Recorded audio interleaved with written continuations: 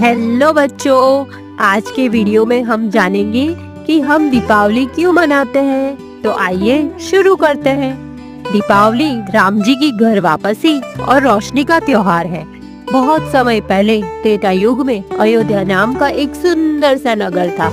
वहाँ के राजा दशरथ थे। उन्हें 3 रानी और 4 बेटे थे, राम, लक्ष्मण, भरत, शत्रुघ्न। सब भाई एक दूसरे से बहुत प्यार करते थे। जब राम जी बड़े हुए तो उन्होंने जनकपुर की राजकुमारी सीता से विवाह किया। पूरी अयोध्या खुशी से झूम उठी। कुछ समय बाद राजा दशरथ ने यह निर्णय लिया कि वह राम को अयोध्या का भावी राजा घोषित करेंगे। यह बात रानी कैकेयी को अच्छी नहीं लगी, क्योंकि वह अपने पुत्र भरत को राजा बनते हुए देखना चाहती थी। एक दिन कैकेयी राजा दशरथ के पास गई और उन्हें कहने लगी कि एक युद्ध में मैंने जब आपकी जान बचाई थी, तब आपने मुझे वचन दिया था कि जब चाहूं 2 वचन मांग सकती हूँ और आप मेरे ये वचन अवश्य ही पूरा करेंगे। कैकेयी की इस बात को सुनकर राजा दशरथ ने कहा, हाँ मांगो ना, तुम्हें क्या चाहिए, मैं तुम्हारे वचन अवश्य ही पूरा करूँगा। इस बात पे कैकेयी ने राजा दशरथ से कहा, मेरा पहला वचन है कि आप राम को 14 साल का वनवास देंगे और आप मेरे पुत्र भरत को अयोध्या का राजा बनाएंगे। ये बात राजा दशरथ को बिल्कुल ही पसंद नहीं आई थी। वो बहुत ही दुखी हो चुके थे, परंतु रघुकुल की रीत थी कि प्राण जाए पर वचन न जाए। इस रीत को निभाते हुए राजा दशरथ ने कैकेयी के मांगे हुए वचनों को पूरा किया। उन्होंने राम को 14 साल का वनवास दिया और भरत को राजा घोषित किया। राम जी भी अपने पिता से बिना किसी शिकायत किए हुए वनवास के लिए तैयार हो गए और लक्ष्मण तथा सीता के साथ वनवास के लिए चले गए। वहाँ उन्हें कई कठिनाइयों का सामना करना पड़ा।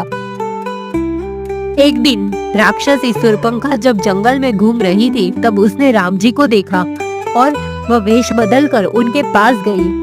उनसे शादी के लिए हठ करने लगी। तब राम जी ने कहा कि मैं शादीशुदा हूँ, आप मेरे भाई लक्ष्मण जी से बात कीजिए। राक्षसी जब लक्ष्मण जी के पास गई तो उन्होंने भी शादी के लिए मना कर दिया। इस बात पर राक्षसी बहुत क्रोधित हो गई और उसने सीता माता को मारने की कोशिश की। इस बात पे लक्ष्मण जी क्रोधित हो उठे और उन्होंने राक्षसी का नाक काट दिया। राक्षसी शूर्पणखा अपने मूल स्वरूप में आ गई और रोते हुए अपने भाई रावण के पास चली गई। रावण के पास जाने के बाद शूर्पणखा ने अपने भाई को सब कुछ ही बता दिया और रावण इस बात से बहुत ही क्रोधित हो उठा। अपनी बहन का बदला लेने के लिए रावण ने एक षड्यंत्र रचा। उसने एक राक्षस को सुवर्ण हिरण बनाकर राम की कुटिया के बाहर भेजा। उस हिरण को देखकर माता सीता राम जी से हट करने लगी कि उन्हें वह हिरण लाके दे। इस बात पर राम जी वह हिरण के पीछे गए और फिर राम जी की दर्दनाक आवाज सुनने के बाद लक्ष्मण जी सीता माता की हट पर राम जी के पीछे गए।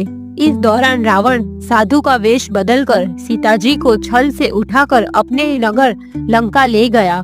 राम जी और लक्ष्मण जी जब वापस आए तो उन्होंने माता सीता को कुटिया में नहीं पाया और वो दोनों बहुत ही दुखी हो उठे और जंगल में माता सीता को ढूंढने चले गए। उन्होंने माता सीता को बहुत ढूंढा, परंतु माता सीता कहीं पे भी नहीं मिली। फिर एक पेड़ के नीचे पक्षीराज जटायु टूटी हुई पंख के साथ मिले। जटायु महाराज ने उनको बताया कि रावण माता को लेके दक्षिण में लंका में गया है। जटायु महाराज की यह बात सुनकर राम जी जब दक्षिण में गए तब उन्हें हनुमान जी और सुग्रीव मिले। फिर राम जी ने हनुमान जी, सुग्रीव जी और वानर सेना की मदद से रावण से युद्ध करने का निर्णय लिया। वह सीता माता की खोज में दक्षिण की ओर गए, परंतु रावण की लंका और राम जी के जंगल के बीच में बहुत ही बड़ा समुद्र था। परंतु राम जी की सेना में नल और नील नाम के 2 वानर थे, जिन्हें वरदान था कि वह जो भी चीज पानी में डालेंगे वह पानी पर तैरेगी। इससे सभी वानरों ने राम राम लिखकर नल और नील की मदद से समुद्र के ऊपर पुल बनाया।